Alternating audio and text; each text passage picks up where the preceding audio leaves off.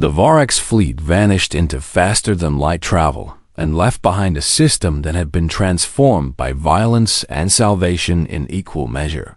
Admiral Donghyun Kang stood on the bridge of the Remembrance and watched the tactical display. Confirm what his crew had sacrificed so much to achieve. The enemy was gone. The plague had stopped. The Thalvari would live. Signal all ships to stand down from combat status. He ordered.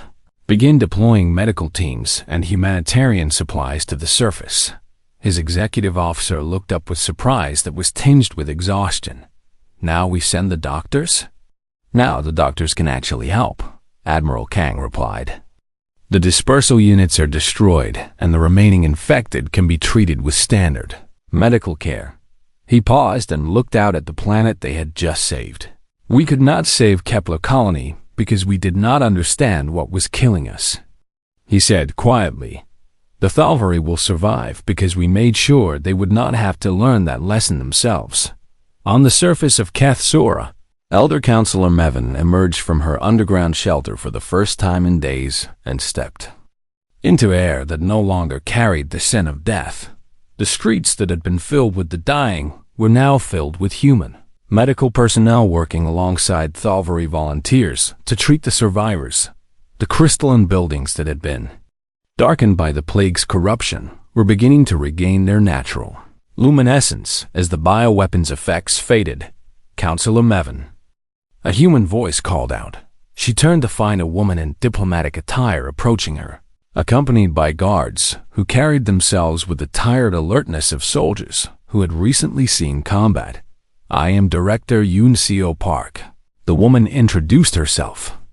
Earth's representative to the Galactic Emergency Response Network, and I am here to coordinate humanitarian assistance for your recovery. Mevin studied the human's face and saw something there that went beyond professional concern. She saw understanding. She saw memory. She saw the weight of someone who had experienced exactly what the Thalvari had just survived.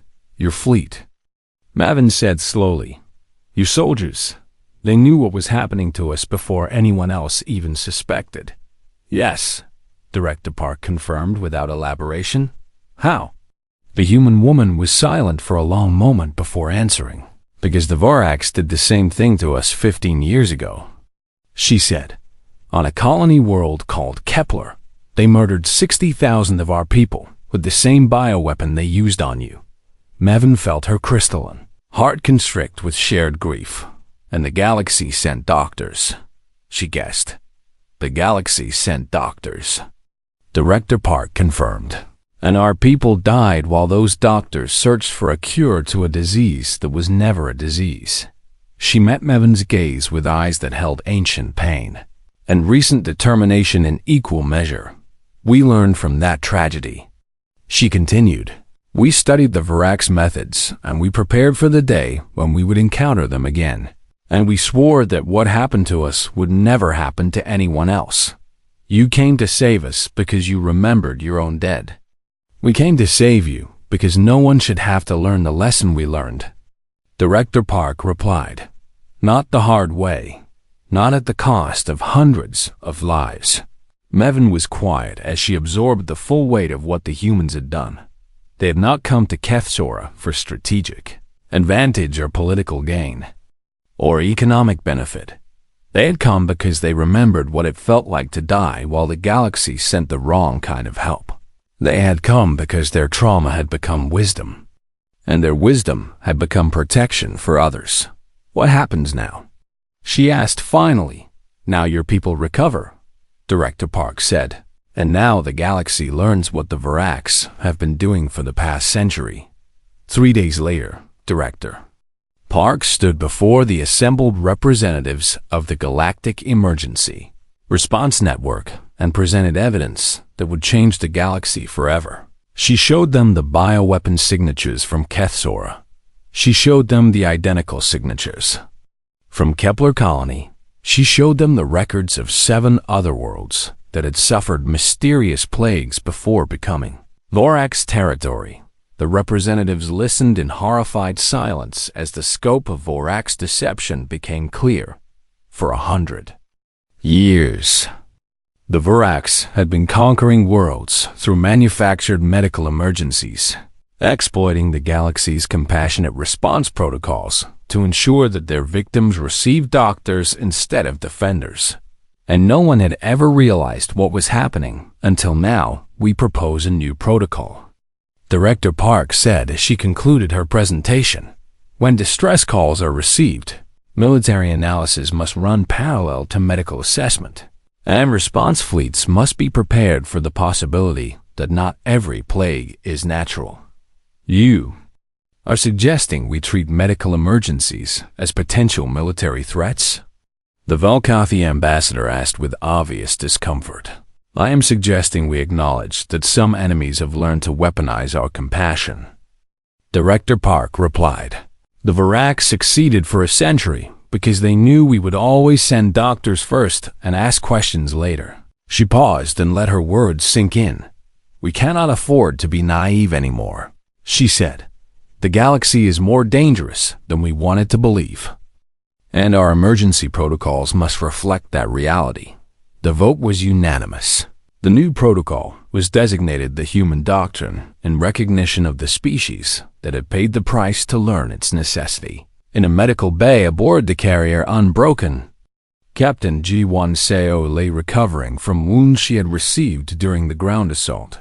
She had lost 11 soldiers in the battle for Kethsora, 11 lives given to save a species they had never met before. The door to her room opened, and she looked up to see a Thalvari woman enter, her crystalline body glowing with the healthy light of someone who had survived the plague. Captain Seo, the visitor said. I am Elder Counselor Mevin. Seo attempted to rise, but Mevin gestured for her to remain in bed. I came to thank you, the counselor said, and to honor those who gave their lives for my people. She produced a small crystalline flower that seemed to contain captured starlight within its delicate petals. This is the highest honor my people can bestow, Mevin explained. It is given to those who answer when no one else understands the question. Seo accepted the flower with hands that trembled slightly from emotion. She rarely allowed herself to show. We did not need honors, she said. We needed to stop them from doing to you what they did to us. I know, Mevin replied, and that is precisely why the honor is deserved. She paused and looked at the human soldier with an expression of profound gratitude. You came to answer a distress call, she said, but you brought the right kind of help because you understood what we needed better than we understood ourselves. Seo looked at the flower in her hands and thought of Kepler Colony. She thought of the names engraved on the memorial wall back on Earth. She thought of the 11 new names that would be added when she returned home. The galaxy sent doctors when we were dying, she said quietly. Good people with good intentions who could not save us because they did not understand what was really happening. She met Mevin's gaze with eyes that held 15 years of grief and purpose. We will never let that happen to anyone else, she said. No matter what it costs us, no matter how far we have to travel, no matter who the victims are. Mevin nodded slowly. Your trauma became your wisdom, she observed, and your wisdom became our salvation. That is what it means to be human. Seo replied. We remember, we learn, and we protect. The crystalline flower caught the light of distant stars, and somewhere in the galaxy, the Varax Dominion was learning that their methods would no longer go unchallenged. Humanity had answered the call, and they had brought exactly the help that was needed. The destruction of the primary dispersal hubs sent shockwaves through both the plague zones on the surface and the Varax command structure. In orbit, Subjugator Vreth watched his tactical display with growing disbelief as the carefully engineered infection patterns began to collapse across the Thalvari continent. What is happening down there? He demanded. The humans are targeting the dispersal units directly, his tactical officer reported with obvious alarm. They seem to know exactly where each device is located and exactly how to destroy them. That is impossible, Vreth snarled. Our bioweapon technology is beyond their comprehension. Apparently, it is not. Subjugator, Vreth slammed his clawed fist against his command console in frustration that bordered on panic. The humans were not supposed to understand what was happening on Kethsora. They were supposed to be like every other species, rushing to treat a plague without ever questioning whether it was natural. How did they know? The answer came to him with sickening clarity. Kepler Colony. They had learned. They had remembered. And now they had come to stop the Varax from ever using this strategy again in orbit. The space battle raged with intensity that neither side had anticipated. Human warships fought with a fury that seemed almost personal, pressing attacks that accepted damage in exchange for destroying enemy vessels. Admiral Kang directed the fleet from the Bridge of the Remembrance with tactical precision that had been refined through countless simulations and exercises. Over 15 years of preparation, enemy cruiser attempting to break through our left flank. His tactical officer reported, redirect destroyer. Group 3 to intercept. Kang ordered. And move the Remembrance between the planet and their troop transports. Sir. That will expose us to concentrated fire from their remaining battleships. I am aware, the Admiral replied calmly. Do it anyway. The flagship moved into position, placing itself directly in the path of any Varax ship that might try to reach the planet's surface. The message was clear and unmistakable. To reach Kethsora, the Varax would have to go through humanity first on the surface.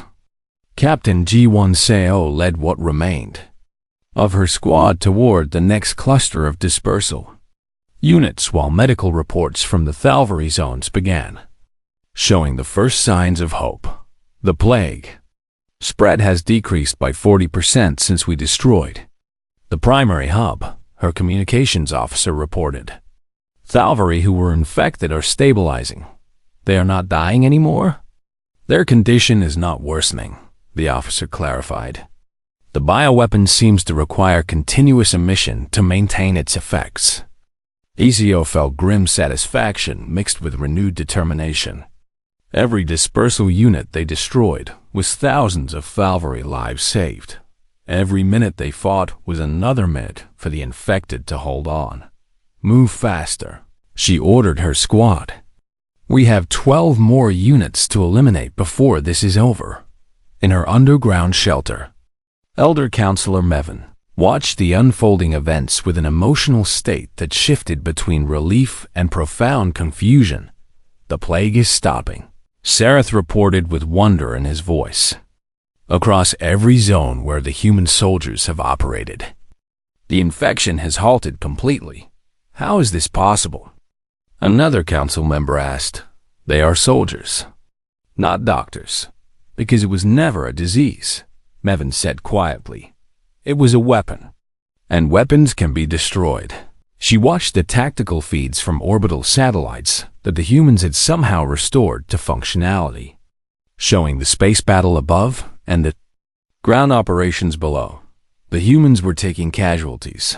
Their ships were absorbing damage that would have destroyed lesser vessels. Their soldiers were dying in firefights with Varax ground forces, and yet they kept fighting. They kept pushing forward. They kept destroying the devices that were killing her people. Why? Mevin whispered the question that had been burning in her mind since the first human shuttle had descended through her planet's atmosphere. Why would a species with no connection to the Thalvary risk so much to save them? What possible motivation could drive soldiers to die for strangers they had never met? The answer came through the open communication channels as Admiral Kang broadcast. A message on all frequencies that could be heard by every being in the system. This transmission is for Subjugator, Vreth, and the Varax Dominion. The Admiral's voice rang out with cold fury. 15 years ago, you murdered 60,000 humans on Kepler Colony, while the galaxy sent doctors to cure a plague there was never a plague. Maven listened with growing horror as she realized this was not the first time the Varax had done this. You watched our children choke on your weapons. Admiral Kang continued. You watched our elders collapse in the streets, while well-meaning fools searched for a cure that did not exist. The Admiral's voice hardened into something that sounded less like anger and more like a sacred oath. We buried our dead, and we learned your methods. And we swore that what happened to us would never happen to anyone else, he said. Not to the Thalvari. Not to any species in this galaxy. There was a pause before his final statement. Never again. Subjugator Vreth heard these words and felt something he had rarely experienced in his long career of conquest. Fear. The humans were not fighting for territory or resources or strategic advantage. They were fighting because they remembered. They were fighting because they had suffered. They were fighting to ensure that no one else would ever suffer the way they had suffered. This was not a military calculation.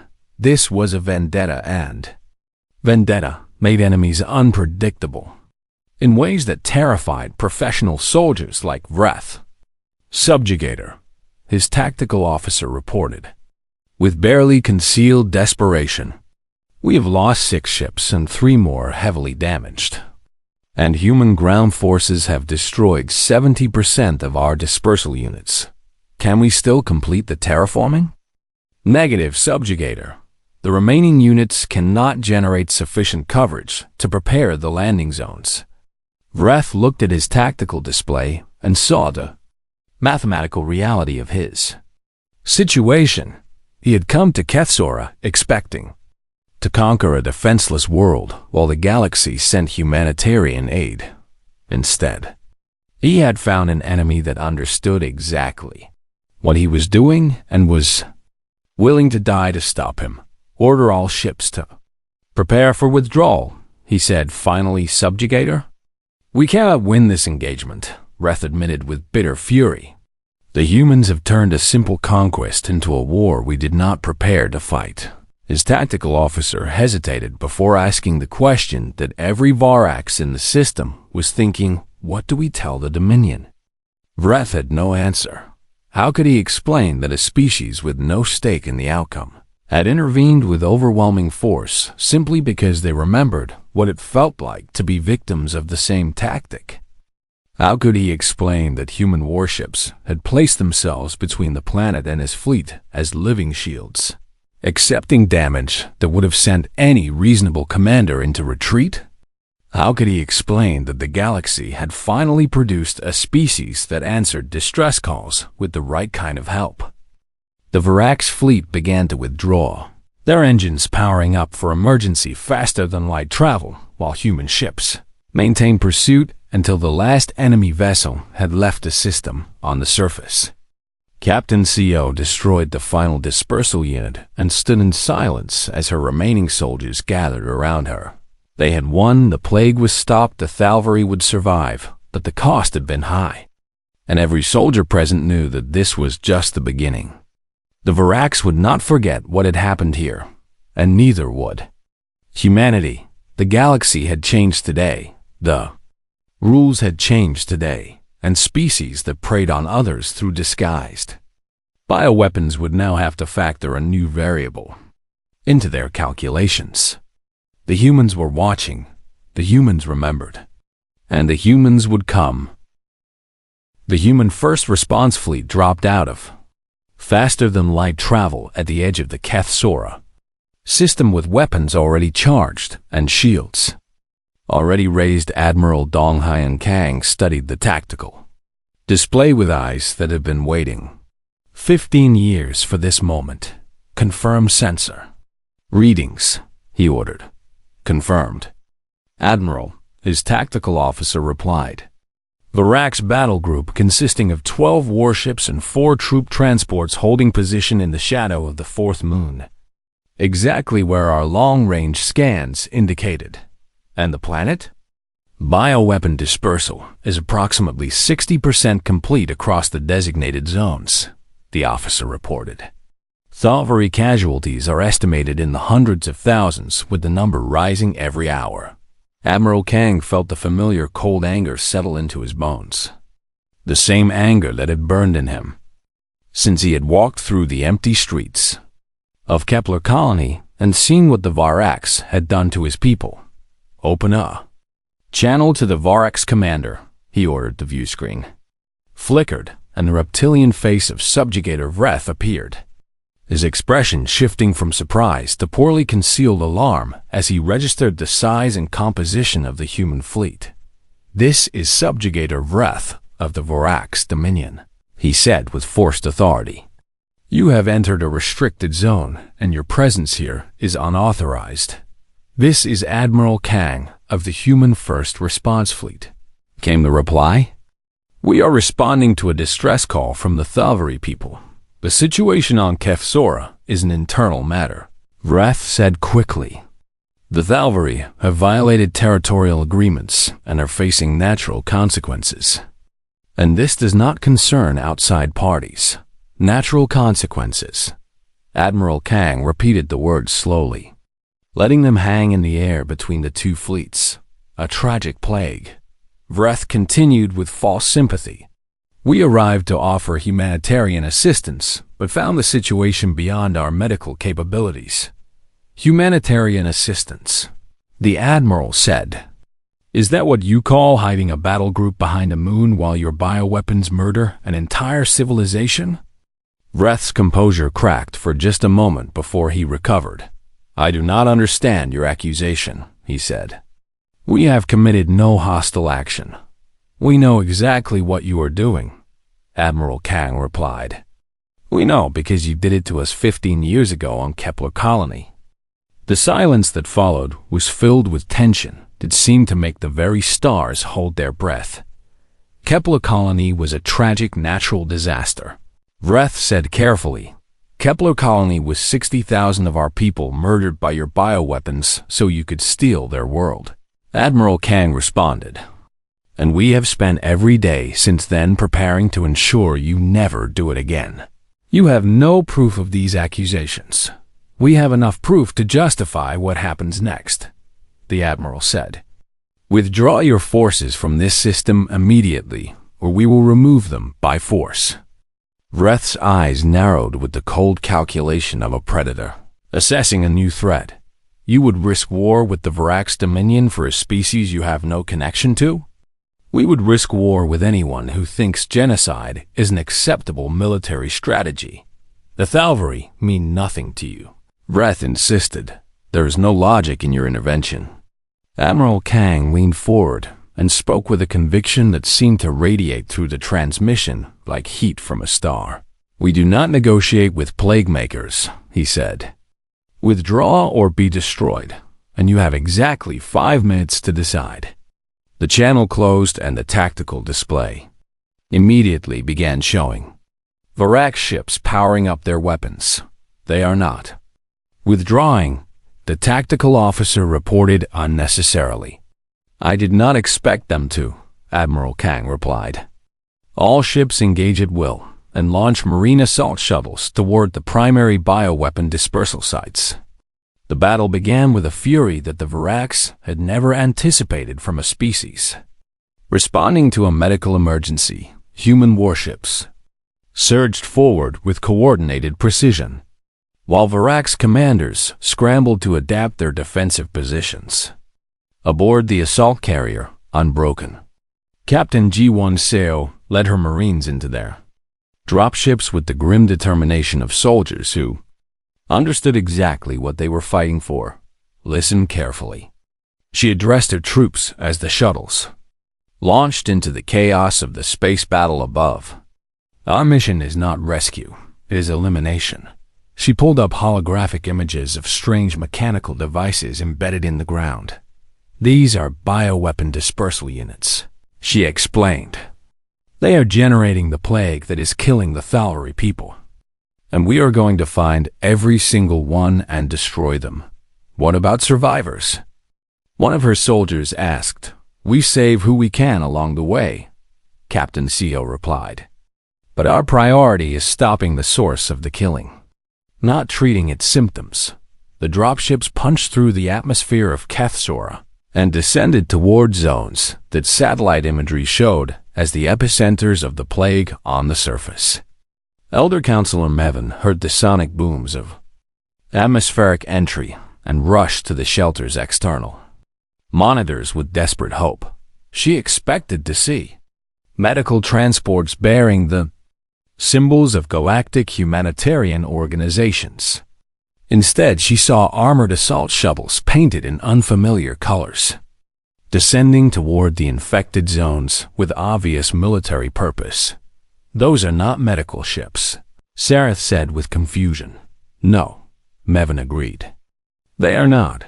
She watched as the shuttles landed and armored soldiers emerged, their bodies completely enclosed in hazardous environment combat suits that made them look like metal giants. The soldiers did not set up medical tents or begin treating the sick. Instead, they spread out in tactical formations and began systematically sweeping through the infected areas with scanning equipment that beeped whenever it detected something. Mevin zoomed the monitor view to follow one squad as they approached a patch of darkened ground that seemed to be the center of infection in that area. The squad leader, a figure whose suit markings indicated command authority, knelt beside a barely visible metallic shape half buried in the crystalline soil. "Target confirmed," she heard through the open communication channel. "Bioweapon dispersal unit. Varax design pattern 7. The squad placed explosive charges around the device and retreated to safe distance. Before detonation, the explosion was small but precise, and the effect was immediate. Mevin watched in astonishment as the spreading darkness in that zone simply stopped, as if someone had pressed pause on the plague itself. "They are not treating the disease," she whispered with sudden understanding. "They are destroying its source." The humans were not doctors, they were hunters, and they had come to kill the plague at its root rather than waste time fighting its symptoms. Mevin felt something she had not felt since the crisis began. Open the infected zones below. Captain CO led her squad toward the largest concentration of dispersal units, fighting through terrain that shifted between crystalline beauty and plague-darkened devastation. "Contact ahead," one of her soldiers reported. Varax ground forces defending the primary dispersal hub. SEO assessed the situation through her tactical display. The Varax had at least 40 soldiers defending a cluster of dispersal units that her sensors indicated were responsible for nearly a third of the plague spread.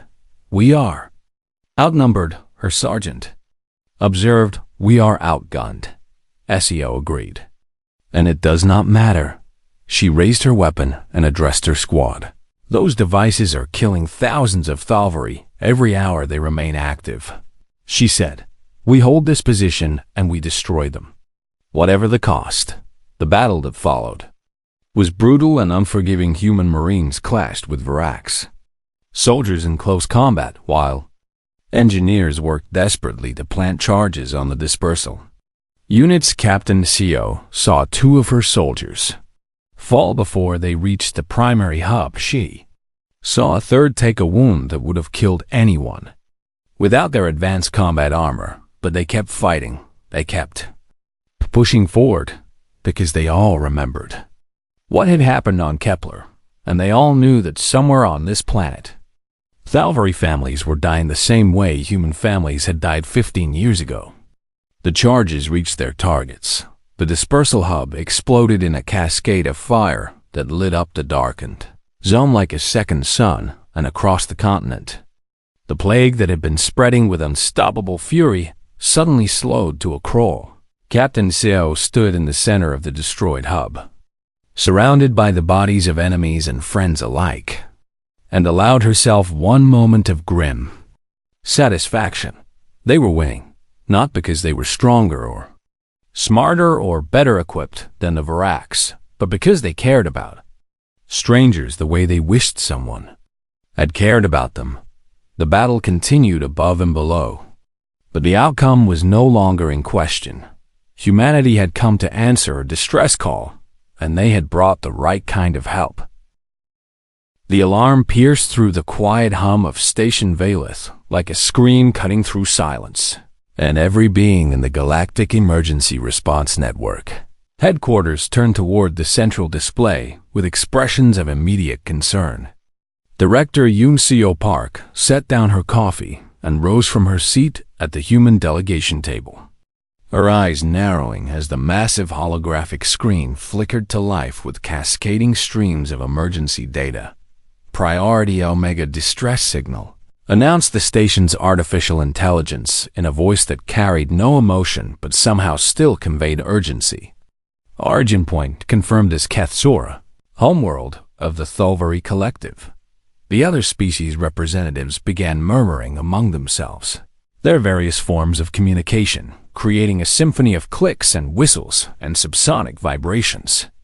That filled the chamber with nervous energy. Yunseo stepped closer to the display and watched as the transmission struggled to maintain coherence through what appeared to be heavy interference. The voice that emerged from the speakers was crystalline and musical, the natural speech pattern of the Thulvari people, but it was broken by static and heavy with desperation that transcended all language barriers. "This is Elder Counselor Mevin of the Thulvari High Council," the voice said between bursts of interference. "Our people are dying by the thousands, and we do not understand what is killing them." The transmission showed brief images of Thulvari cities, their beautiful crystalline architecture now darkened by something that looked almost like decay spreading. Across every surface, the sickness came without warning. Mevin continued, her voice cracking with exhaustion and fear. "It spreads faster than any disease we have ever recorded, and our medical science cannot identify its nature or origin."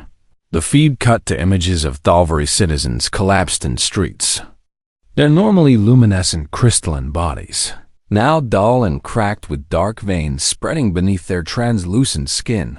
"We beg the galactic community for assistance," Mevin said as the transmission began to fail completely. "Send your doctors and your scientists and your medicines because we cannot save ourselves." The screen went dark and the chamber erupted into activity as representatives from dozens of species began coordinating their responses. The Velkathi ambassador immediately offered 3 medical frigates from their renowned fleet of hospital ships. The Merithian delegate pledged 500 of their best epidemiologists to study the unknown disease. The Quarren representative promised unlimited supplies of broad-spectrum antivirals and cellular regeneration compounds. Yunseo listened to all of this with a stillness that seemed out of place amid the chaos of humanitarian mobilization happening around her. She pulled out her communication device and connected directly to Earth Command on a secure channel that bypassed all standard galactic networks. "This is Director Park," she said in a low voice that would not carry to the other delegates. "I need immediate connection to Admiral Dong Hyan Kang of First Response Fleet." The connection established within seconds, and the weathered face of Admiral Kang appeared on her small screen, his expression already hardening as if he somehow knew what she was about to say. "I assume you have seen the Kethsora transmission," Yunseo said without preamble. "We intercepted it 6 minutes ago," Admiral Kang replied. "Long-range sensors are already sweeping the system, and what do they show?" The Admiral's jaw tightened in a way that told Yunseo everything she needed to know before he spoke a single word: orbital debris consistent with cloaked weapon platforms. He said, "The same signature profile we documented during the Kepler incident 15 years ago." Yunseo closed her eyes for a moment, as memories she had tried to bury resurfaced with terrible clarity. She had been a junior attach on Kepler Colony when the plague had begun, and she had watched helplessly as galactic medical teams had searched for a cure that did not exist while her neighbors and friends and family had died around her. "How long until you can reach Kethsora?" she asked. "If we leave within the hour, approximately 14 standard hours at maximum sustainable FTL velocity. The entire first response fleet. Director Park, Admiral Kang said with a grimness that matched her own. I am not sending a medical convoy to this situation, and I suspect you understand exactly why. I do. She confirmed, make the jump as soon as possible, and I will handle the diplomatic complications on this end. She ended the call and turned to find the Volkathi ambassador approaching her with an expression of gentle condescension. Director Park. The Volkathi said in their melodious voice, we noticed that Earth has not yet announced its contribution to the relief effort, and we want to assure you that there is no shame in limited medical resources. Earth is mobilizing its response as we speak. Yun-Seo replied with careful neutrality. Excellent news, the ambassador said. How many medical ships can you contribute? We are sending the first response fleet. The Volkathi blinked their multiple eyes in confusion. I am not familiar with that designation among your humanitarian vessels. It is not a humanitarian designation. The ambassador's confusion deepened as understanding slowly began to dawn. You are sending military forces to respond to a medical emergency? We are sending an appropriate response to the situation on Kethsora, but the distress call clearly indicated a plague. The Volkathi protested. They need doctors in medicine and scientific expertise, not soldiers and weapons. Yun-Seo met the ambassador's gaze with eyes that had seen too much to ever again. Except the surface appearance of galactic emergencies, we have seen this before, she said simply, and she walked away before the Volkathi could ask what she meant on the dying world of Kethsora. Elder Counselor Mevin stood at the window of her council chamber and watched her civilization crumble. The streets below had been beautiful once, lined with crystal gardens that sang in the wind and populated by her people, moving through their daily lives with the gentle grace that defined Salvary existence. Now those streets were silent, except for the occasional moan of the dying and the desperate calls of those still healthy enough to search for help that would not come in time. Mevin turned away from the window and studied the map displayed on her personal terminal. Her analytical mind still functioning, even as her heart broke.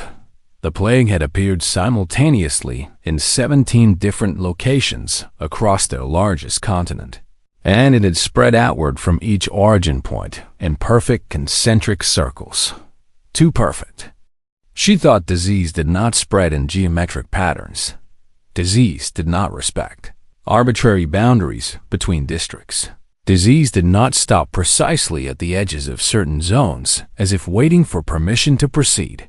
She pulled up historical records and began comparing the infection map to other datasets, searching for any correlation that might explain what she was seeing. And then she found it. The infected zones corresponded exactly to the areas designated in an old territorial survey, a survey that had been conducted by Virac scientists who had visited Kethsora decades ago under the pretense of academic exchange. The zones formed a pattern that would be immediately recognizable to any military strategist landing zones.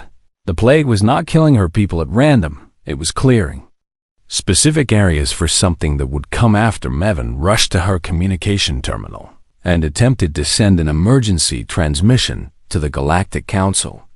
But her signal was blocked by interference that had not existed an hour ago.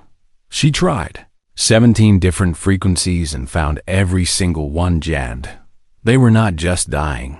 She realized with horror that crystallized in her chest like ice. They were being conquered, and no one in the galaxy would understand that truth until it was far too late, 14 hours away. The human first response fleet entered faster than light travel with weapons armed and soldiers ready. They understood. They had learned the hard way. Admiral Dong Hai and Kang stood at the center of the briefing room aboard the flagship Remembrance, a name that had been chosen specifically to ensure no one in the fleet ever forgot why they existed. Around him sat the commanding officers of 37 warships. their faces illuminated by the soft blue glow of the holographic displays that filled the room with tactical data. 14 hours until we reached Kethsora, Admiral Kang began, his voice carrying the weight of someone who had carried terrible knowledge for far too long.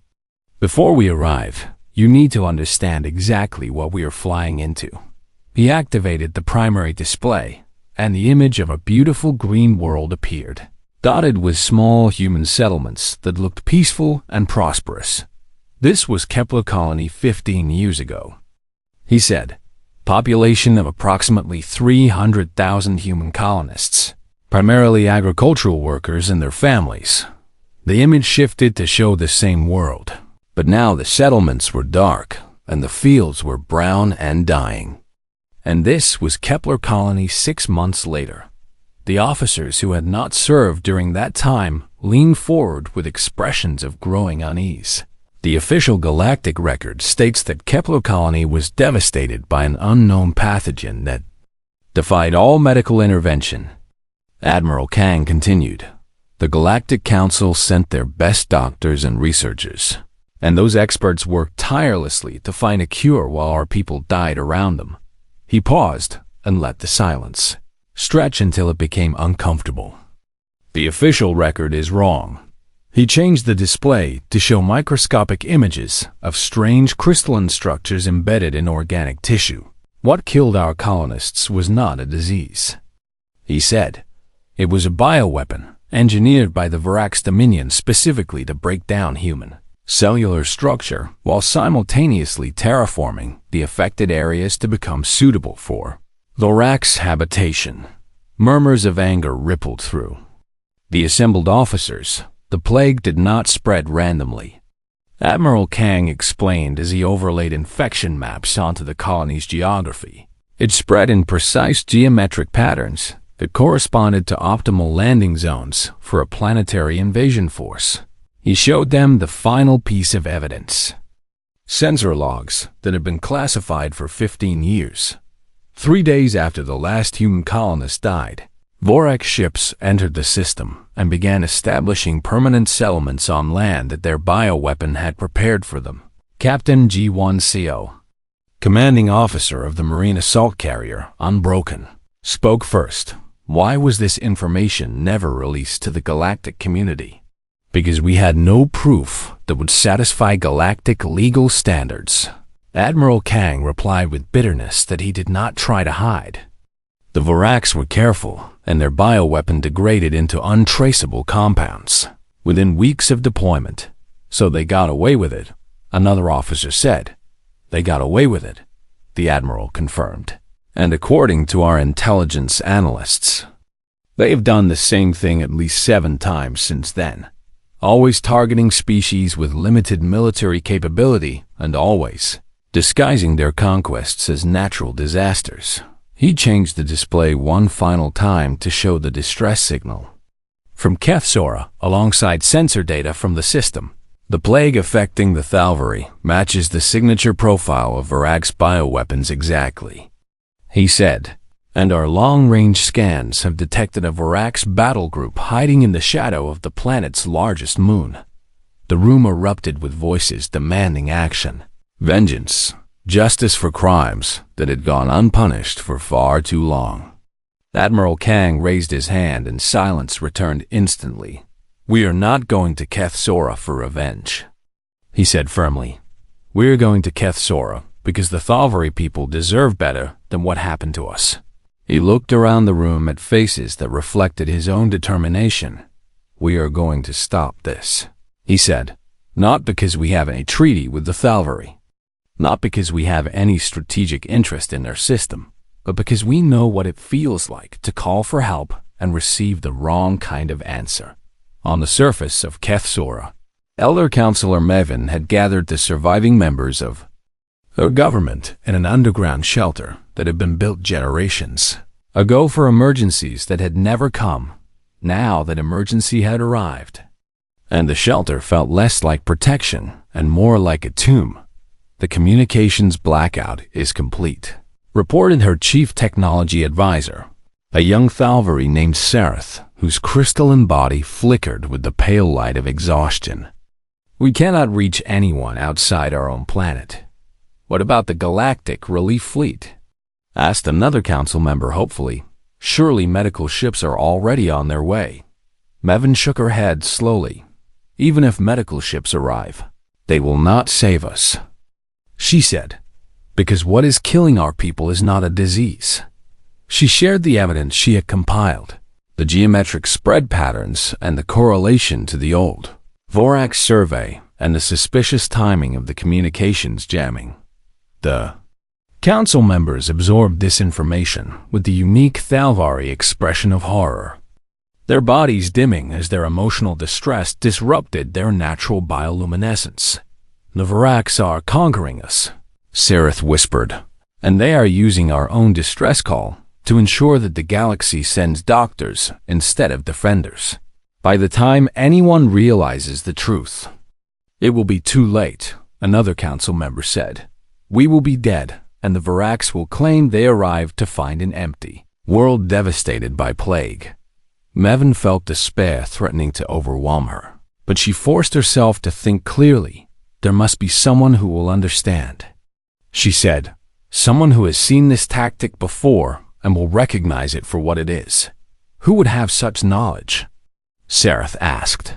"The Vorax have been careful to leave no evidence of their previous conquests." Mevin did not have an answer. She did not know that 14 hours away, 37 human warships were racing toward her world at maximum speed. She did not know that those ships carried soldiers who had spent 15 years preparing for exactly this moment. She did not know that humanity had learned through tragedy what the galaxy had never understood. That some plagues were not medical emergencies, but military operations in disguise. All she knew was that her people were dying, and that help would probably arrive too late and in the wrong form.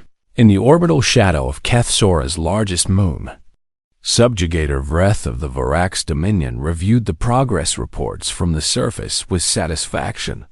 The bioweapon was performing exactly as designed, clearing the designated landing zones with efficient precision while leaving the infrastructure largely intact for future Vorax use. "How long until the primary zones are fully prepared?"